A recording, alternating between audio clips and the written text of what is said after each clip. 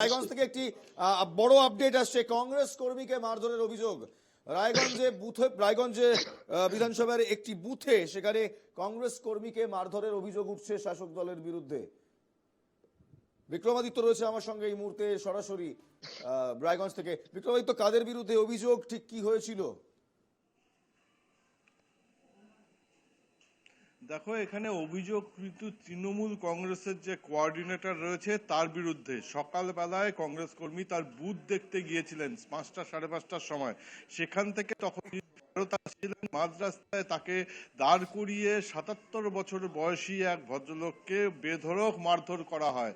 তার পা কেটে গিয়েছে, হাত কেটে গিয়েছে এবং মাথায় চোট পড়েছে এবং তিনি এখন রায়গঞ্জ জেলা গভর্নমেন্ট মেডিকেল হাসপাতালে এবং সেখানে তিনি চিকিৎসাধীন এবং সকাল থেকেই কিন্তু তিনি এখানে অসুস্থ অবস্থায় রয়েছেন। পরিজনরা আমার সাথে রয়েছে, তারা কিন্তু সকাল থেকেই একটা আতঙ্কের পরিবেশে ভুগছে। কেন এই ধরনের ঘটনা ঘটলো সেটাও কিন্তু তাদের কাছে বোধোদয় হচ্ছে না, কারণ এই অঞ্চলে বেশ কিছুদিন ধরে তিনি কংগ্রেস করেন। কংগ্রেসের যে বুথ আছে সেখানে সকালবেলা বসেছিলেন, রাত্রেও কালকে বসেছিলেন এবং সেখানে তিনি বারংবার যান, যে দেখে আসেন এবং নিরীহ ব্যক্তি, তার বিরুদ্ধে কোনো রকমভাবে কোনো ক্রিমিনাল অফেন্স বা কিছুই নেই, সাধারণ মানুষ। তিনি বুথে বসেছিলেন, কংগ্রেসকে ভালোবাসেন, সেই কারণে তিনি কংগ্রেসের বুথে যে বসেছিলেন।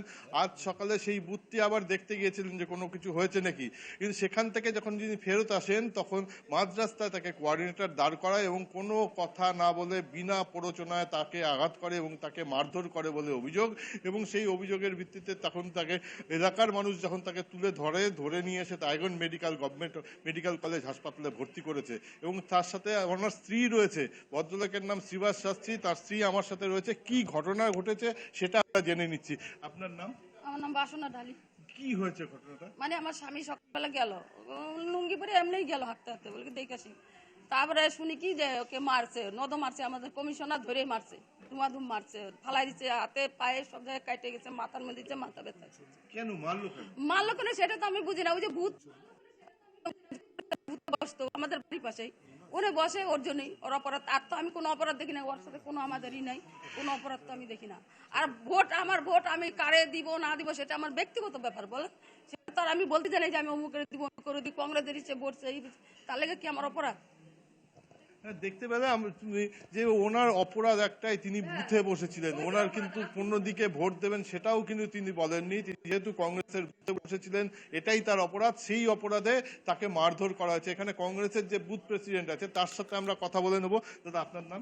আমার নাম অমিত আচার্য।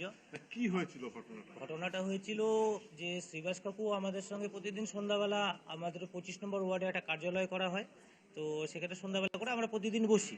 তো অ্যাকচুয়ালি আমরা আগে একটা মন্দিরে বসতাম, যেহেতু আমরা কার্যালয়টা করার পরে সবাই ওইখানে এসেই আড্ডা মারি বা গল্প করি, যেটুকু প্রচার টোচার করার পরে ওখানে থাকি।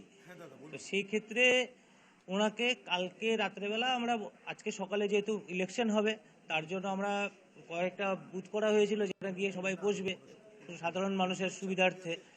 তো সেখানটাতে কাকু সকালবেলা গিয়েছিল যে আমাদের বুথটা যেখানে হওয়ার কথা সেখানে বুথটা হয়েছে কিনা। তো আমিও সকালবেলা তখন বেরিয়েছি, আমি বাড়ি থেকে বেরিয়ে রেডি হয়ে বাইক নিয়ে বেরোবো, তখন তার আগে কাকু বেরিয়ে গেছে। সকালে আমার সঙ্গে কাকুর সঙ্গে কোনো যোগাযোগ হয়নি। এবার আমি যখন গিয়ে আমাদের কার্যালয়ের সামনে দাঁড়াই এবং আমাদের যারা পুলিং এজেন্ট থাকবে তাদেরকে নিয়ে যখন আমি একসঙ্গে যাব, তো পুলিং এজেন্টদেরকে জড়ো করছি আমার কার্যালয়ের সামনে, তখন দেখি কাকুকে দেখি লুঙ্গি টুঙ্গি ছেঁড়া অবস্থায়, রক্তাক্ত অবস্থায় হাঁটতে হাঁটতে চলতে চলতে একজন ধরে নিয়ে আসছে।